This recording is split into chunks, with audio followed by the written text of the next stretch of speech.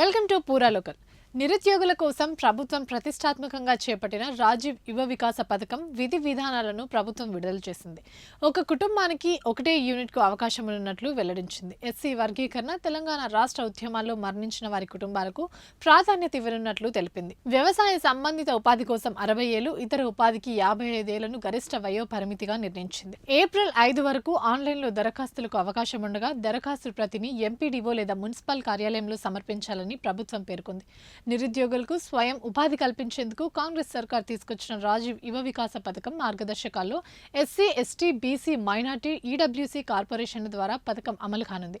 ఆయా వర్గాల జనాభా ప్రతిపాదికన జిల్లాలు, మున్సిపాలిటీలు, మండలాలకు యూనిట్లు కేటాయిస్తారు. 50,000 వరకు ఖర్చయ్యే యూనిట్లకు ప్రభుత్వం 100% సబ్సిడీ ఇస్తుంది. 50,000 నుండి 1,00,000 వ్యయంతో కూడిన ప్రాజెక్టుకు 90% సబ్సిడీలో 10% బ్యాంకు రుణం ఉంటుంది. ప్రభుత్వం విడుదల చేసిన మార్గదర్శకాలు తెలుసుకుందాం.